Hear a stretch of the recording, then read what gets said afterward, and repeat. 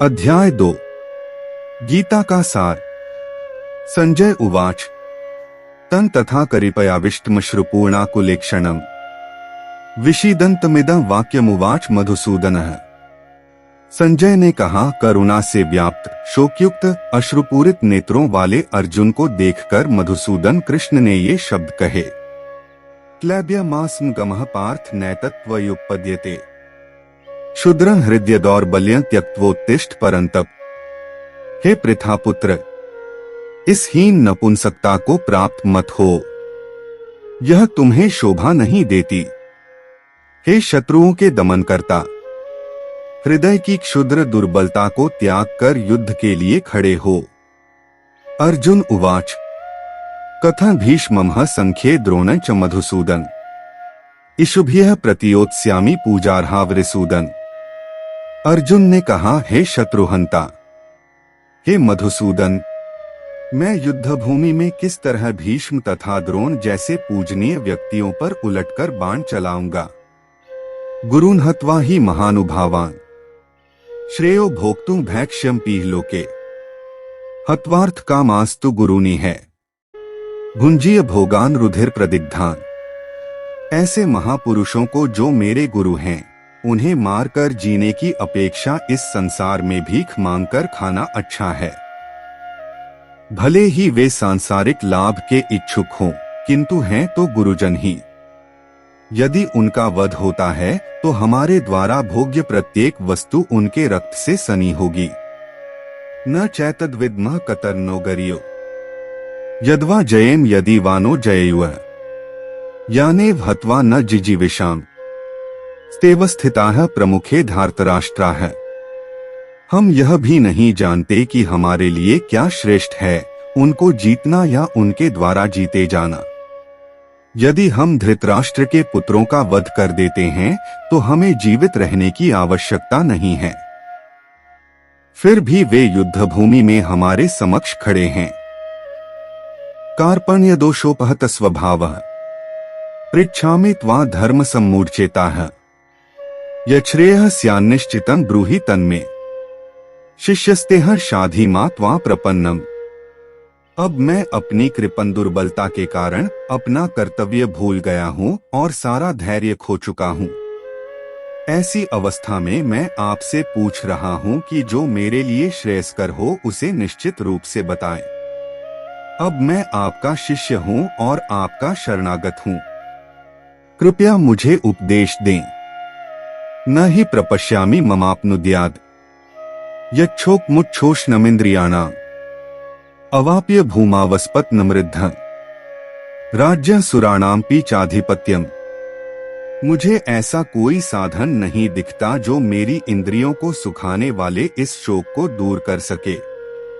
स्वर्ग पर देवताओं के आधिपत्य की तरह इस धनधान्य संपन्न सारी पृथ्वी पर निष्कंटक राज्य प्राप्त करके भी मैं इस शोक को दूर नहीं कर सकूंगा। संजय उवाच एवमुक्त्वा हृषिकेशं गुडाकेशः परन्तपः न योत्स्य इति गोविंद मुक्त्वा तूष्णी बभूव। संजय ने कहा, इस प्रकार कहने के बाद शत्रुओं का दमन करने वाला अर्जुन कृष्ण से बोला, हे गोविंद, मैं युद्ध नहीं करूंगा, और चुप हो गया। तमुवाच ऋषिकेशः प्रहसन्निव भारत सेन्योरुभयोर्मध्ये विषीदन्तमिदं वचः। हे भरतवंशी धृतराष्ट्र, उस समय दोनों सेनाओं के मध्य शोकमग्न अर्जुन से कृष्ण ने मानो हंसते हुए ये शब्द कहे। श्री भगवानुवाच अशोच्यानन वशोचस्त्वं प्रज्ञावादाश्च भाष्ये गतासून्दतासूश्च नानुशोचन्ति पंडिताः। श्री भगवान ने कहा, तुम पांडित्यपूर्ण वचन कहते हुए उनके लिए शोक कर रहे हो जो शोक करने योग्य नहीं हैं। जो विद्वान होते हैं वे न तो जीवित के लिए न ही मृत के लिए शोक करते हैं। न त्वेवाह जातु नासन न त्व नेमे जनाधिपाः न चैव न भविष्यामः सर्वे वयमतः परम। ऐसा कभी नहीं हुआ कि मैं न रहा हो या तुम न रहे हो अथवा ये समस्त राजा न रहे हो, और न ऐसा है कि भविष्य में हम लोग नहीं रहेंगे। देहिनोस्मिन् यथा देहे कौमारं यौवनजरा तथा देहांतर प्राप्तिर्धीरस्तत्र न मुह्यति। जिस प्रकार शरीरधारी आत्मा इस वर्तमान शरीर में बाल्यावस्था से तरुणावस्था में और फिर वृद्धावस्था में निरंतर अग्रसर होता रहता है, उसी प्रकार मृत्यु होने पर आत्मा दूसरे शरीर में चला जाता है।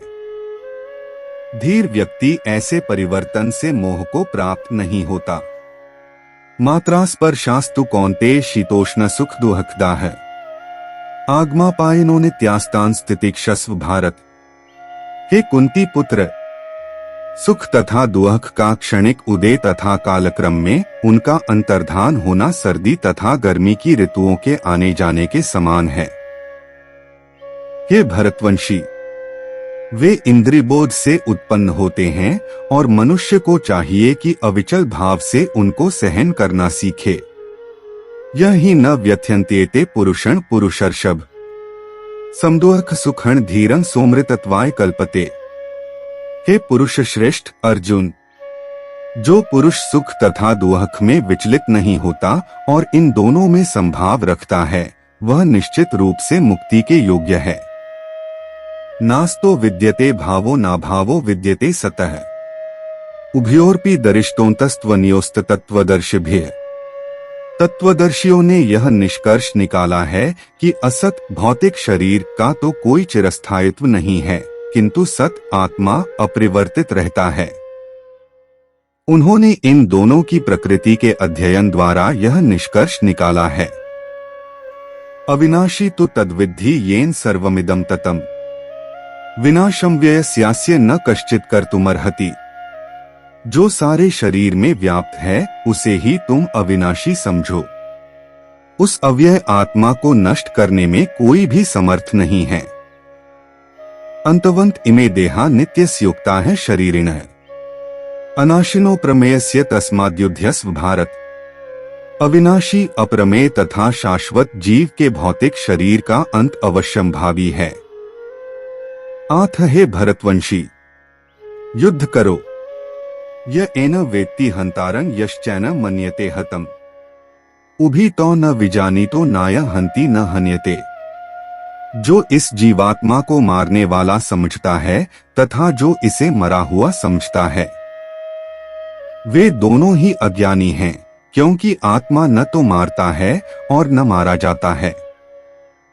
न जायते म्रियते वा कदाचि नाय भूत्वा भविता वा न भूयः। अजो नित्यः शाश्वतोऽयं पुराणो न हन्यते हन्यमाने शरीरे। आत्मा के लिए किसी भी काल में न तो जन्म है न मृत्यु, वह न तो कभी जन्मा है, न जन्म लेता है और न जन्म लेगा। वह अजन्मा, नित्य, शाश्वत तथा पुरातन है। शरीर के मारे जाने पर वह मारा नहीं जाता। वेदाविनाशिन नित्यं य एनम् व्ययम् कथं स पुरुषः पार्थ कं घात्यति हन्ति कम। हे पार्थ, जो व्यक्ति यह जानता है कि आत्मा अविनाशी, अजन्मा, शाश्वत तथा अव्यय है, वह भला किसी को कैसे मार सकता है या मरवा सकता है। वासांसि जीर्णानि यथा विहाय नवानि गृह्णाति नरो प्राणी तथा शरीराणि विहाय जीर्णा न्यन्यानि संयाति नवानि देहि। जिस प्रकार मनुष्य पुराने वस्त्रों को त्याग कर नए वस्त्र धारण करता है, उसी प्रकार आत्मा पुराने तथा व्यर्थ के शरीरों को त्याग कर नवीन भौतिक शरीर धारण करता है। नैन छिन्दन्ति शस्त्राणि नैन दहति पावकः न चैन क्लेद्यन्त्यापो न शोष्यति मारुतः।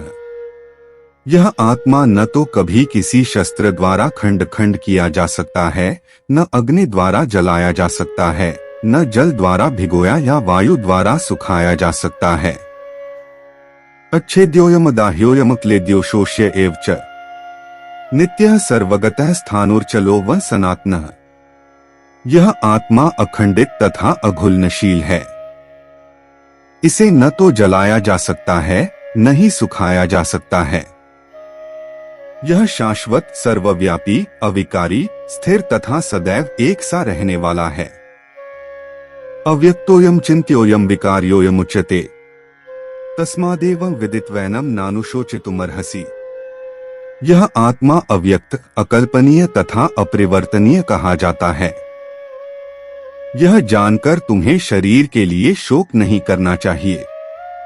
अथ चैन नित्य जातम नित्यं वा मन्यसे मृतम तथापि त्वं महाबाहो नैन शोचितुमर्हसि। किंतु यदि तुम यह सोचते हो कि आत्मा अथवा जीवन का लक्षण सदा जन्म लेता है तथा सदा मरता है, तो भी हे महाबाहु, तुम्हारे शोक करने का कोई कारण नहीं है। जातस्य हि ध्रुवो मृत्युर्भुवन जन्म मृतस्य च तस्मात् परिहार्यर्थे न त्वं शोचितुमर्हसि। जिसने जन्म लिया है उसकी मृत्यु निश्चित है और मृत्यु के पश्चात पुनर्जन्म भी निश्चित है। अथ अपने अपरिहार्य कर्तव्य पालन में तुम्हें शोक नहीं करना चाहिए। अव्यक्तादीनि भूतानि व्यक्त मध्यानि भारत अव्यक्त निधनान्येव तत्र का परिदेवना। सारे जीव प्रारंभ में अव्यक्त रहते हैं, मध्य अवस्था में व्यक्त होते हैं और विनष्ट होने पर पुनः अव्यक्त हो जाते हैं। अथ शोक करने की क्या आवश्यकता है। आश्चर्यवत् पश्यति कश्चिदेन माश्चर्यवद् वदति तथैव चान्यः आश्चर्यवश्चैन्मन्यः शृणोति श्रुत्वाप्येन वेद न चैव कश्चित्। कोई आत्मा को आश्चर्य से देखता है, कोई इसे आश्चर्य की तरह बताता है तथा कोई इसे आश्चर्य की तरह सुनता है, किंतु कोई कोई इसके विषय में सुनकर भी कुछ नहीं समझ पाते। देहि नित्यं वध्योऽयं देहे सर्वस्य भारत तस्मात् सर्वाणि भूतानि न त्वं शोचितुमर्हसि। हे भरतवंशी, शरीर में रहने वाले देही का कभी भी वध नहीं किया जा सकता। अथ तुम्हें किसी भी जीव के लिए शोक करने की आवश्यकता नहीं है। स्वधर्मंपि चावेक्ष्य न विकंपितुमर्हसि। धर्म्याद्धि युद्धात् श्रेयोन्यत् क्षत्रियस्य न विद्यते। क्षत्रिय होने के नाते अपने विशिष्ट धर्म का विचार करते हुए तुम्हें जानना चाहिए कि धर्म के लिए युद्ध करने से बढ़कर तुम्हारे लिए अन्य कोई कार्य नहीं है। अथ तुम्हें संकोच करने की कोई आवश्यकता नहीं है। यदृच्छया चोपन्नम स्वर्गद्वारम पावृतम सुखिनः क्षत्रियाः पार्थ लभन्ते युद्धमीदृशम। हे पार्थ, वे क्षत्रिय सुखी हैं जिन्हें ऐसे युद्ध के अवसर अपने आप प्राप्त होते हैं जिससे उनके लिए स्वर्गलोक के द्वार खुल जाते हैं। अथ चेत्त्वमिम धर्मे संग्रामं न करिष्यसि ततः स्वधर्म कीर्ति च हित्वा पापम वाप्स्यसि। किंतु यदि तुम युद्ध करने के स्वधर्म को संपन्न नहीं करते तो तुम्हें निश्चित रूप से अपने कर्तव्य की उपेक्षा करने का पाप लगेगा और तुम योद्धा के रूप में भी अपना यश खो दोगे। अकीर्ति चापि भूतानि कथयिष्यन्ति ते व्यया संभावितस्य चाकीर्तिर्मरणात् तिरिच्यते। लोग सदैव तुम्हारे अपयश का वर्णन करेंगे और सम्मानित व्यक्ति के लिए अपयश तो मृत्यु से भी बढ़कर है। भयाद्रणादु परतम मनस्यन्ते त्वां महार्था है येषां च त्वं बहुमतो भूत्वा यास्यसि लाघवम्। जिन जिन महान योद्धाओं ने तुम्हारे नाम तथा यश को सम्मान दिया है, वे सोचेंगे कि तुमने डर के मारे युद्ध भूमि छोड़ दी है और इस तरह वे तुम्हें तुच्छ मानेंगे। अवाच्यवादांश्च बहून् वदिष्यन्ति तवाहिता है निंदन्तस्तव सामर्थ्यं ततो दुःखतरन्नु किम्। तुम्हारे शत्रु अनेक प्रकार के कटु शब्दों से तुम्हारा वर्णन करेंगे और तुम्हारी सामर्थ्य का उपहास करेंगे। तुम्हारे लिए इससे दुखदायी और क्या हो सकता है। हतो वा प्राप्स्यसि स्वर्गं जित्वा वा भोक्ष्यसे महीं तस्मादुत्तिष्ठ कौन्तेय युद्धाय कृत निश्चयः। हे कुंती पुत्र, तुम यदि युद्ध में मारे जाओगे तो स्वर्ग प्राप्त करोगे या यदि तुम जीत जाओगे तो पृथ्वी के साम्राज्य का भोग करोगे। अथ दृढ़ संकल्प करके खड़े हो और युद्ध करो। सुख दुःखे समे कृत्वा लाभालाभौ जया जया ततो युद्धाय युजस्व नैवं पापम वाप्स्यसि। तुम सुख या दुःख हानि या लाभ, विजय या पराजय का विचार किए बिना युद्ध के लिए युद्ध करो। ऐसा करने पर तुम्हें कोई पाप नहीं लगेगा। एषा ते विहिता सांख्ये बुद्धिर्योगे त्विमा श्रेणु। बुद्धया युक्तो यया पार्थ कर्म बंधन प्रहास्यसि। यहाँ मैंने वैश्लेषिक अध्ययन सांख्य द्वारा इस ज्ञान का वर्णन किया है। अब निष्काम भाव से कर्म करना बता रहा हूँ, उसे सुनो। हे पृथापुत्र, तुम यदि ऐसे ज्ञान से कर्म करोगे तो तुम कर्मों के बंधन से अपने को मुक्त कर सकते हो। नेहाभिक्रमना शोस्ति प्रत्यवायो न विद्यते, स्वल्पमप्यस्य धर्मस्य त्रायते महतो भया। इस प्रयास में न तो हानि होती है न ही ह्रास, अपितु इस पथ पर की गई अल्प प्रगति भी महान भय से रक्षा कर सकती है। व्यवसायात्मिका बुद्धिरेके कुरुनंदन, बहुशाखा ह्यनंताष्ट बुद्धयो व्यवसायिना। जो इस मार्ग पर चलते हैं वे प्रयोजन में दृढ़ रहते हैं और उनका लक्ष्य भी एक होता है। हे कुरुनंदन, जो दृढ़ प्रतिज्ञ नहीं है उनकी बुद्धि अनेक शाखाओं में विभक्त रहती है। यामिमा पुष्पिता वाचन प्रवदन्त्य विपश्चितः, वेदवादर्ताः पार्थ नान्यदस्तीति वादिनः। कामात्मानः स्वर्गप्रा जन्म कर्म फलप्रदा, क्रिया विशेष बहुला भोगैश्वर्यक्ति प्रति।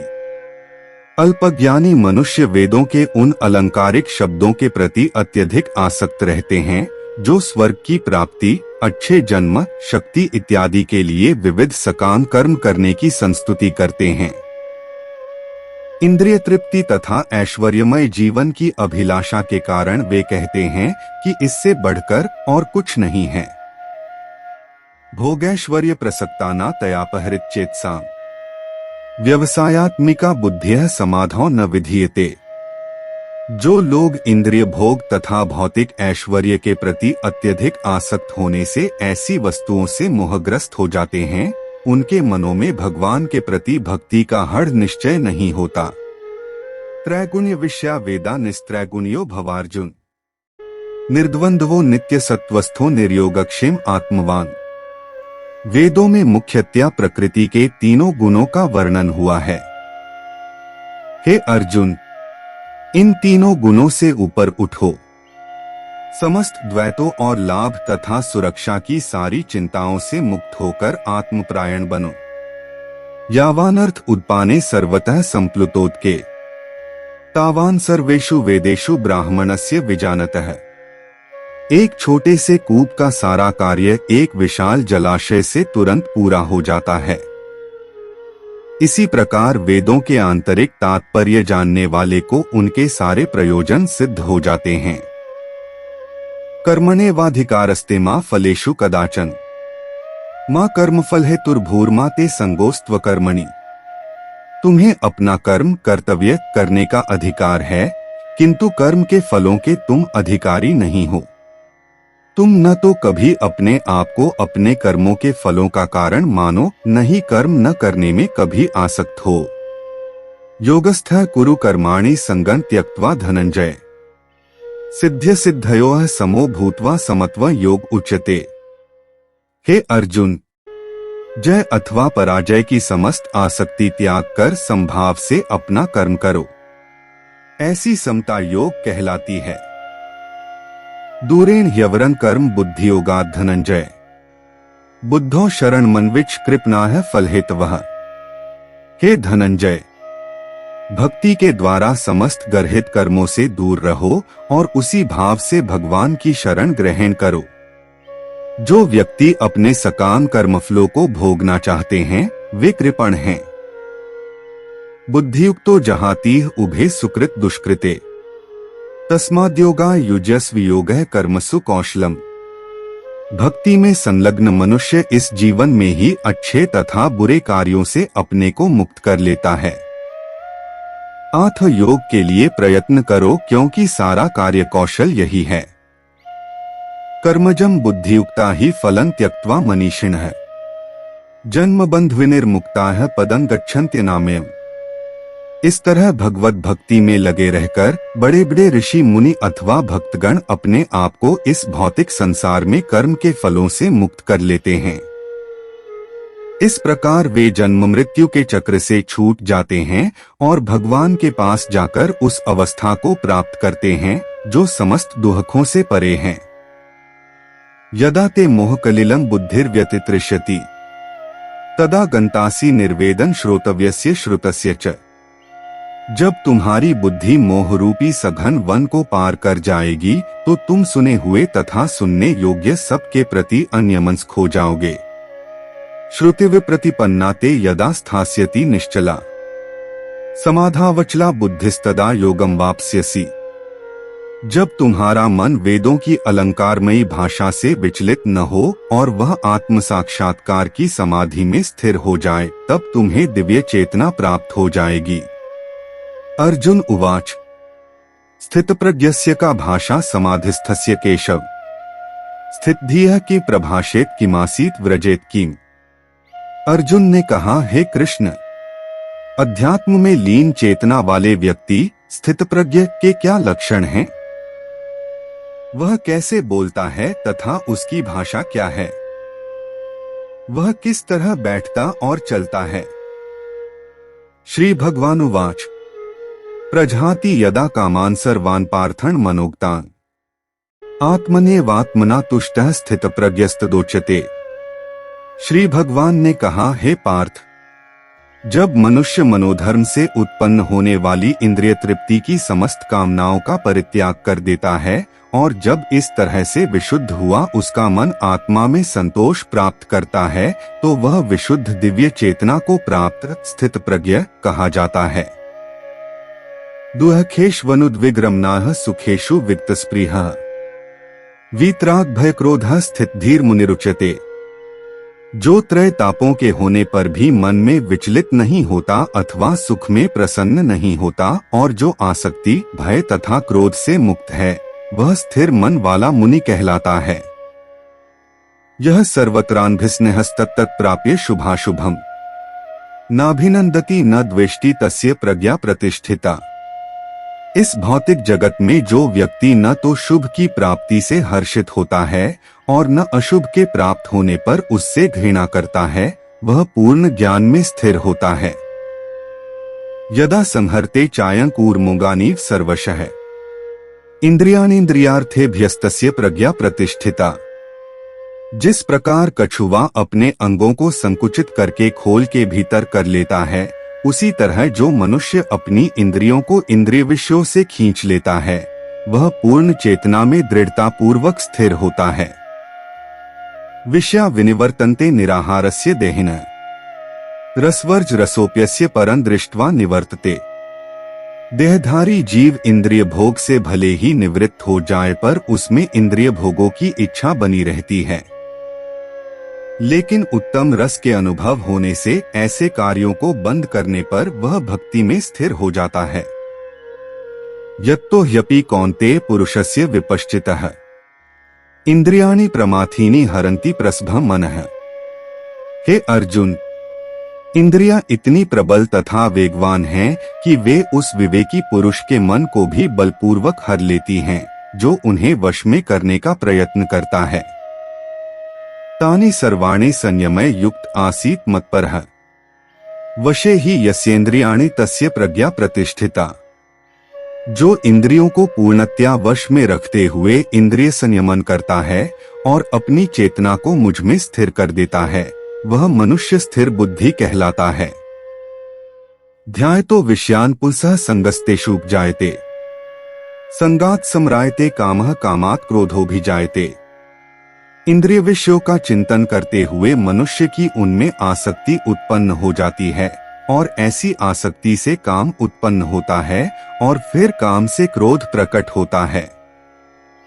क्रोधात् भवति सम्मोहः सम्मोहात् स्मृति विभ्रमः स्मृतिभ्रंशात् बुद्धिनाशो बुद्धिनाशात् प्रणश्यति। क्रोध से पूर्ण मोह उत्पन्न होता है और मोह से स्मरण शक्ति का विभ्रम हो जाता है।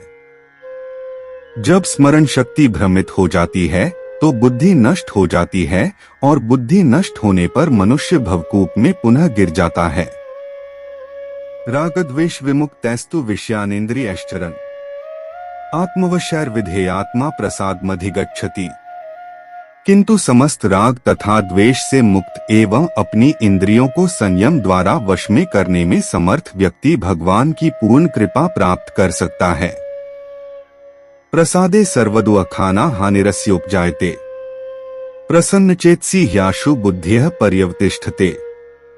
इस प्रकार से कृष्ण भावनामृत में तुष्ट व्यक्ति के लिए संसार के तीनों ताए नष्ट हो जाते हैं और ऐसी तुष्ट चेतना होने पर उसकी बुद्धि शीघ्र ही स्थिर हो जाती है। नास्ति बुद्धिर्युक्तस्य न चायुक्तस्य भावना न चाभाव्यतः शांतिर्शांतस्य कुतः सुखम।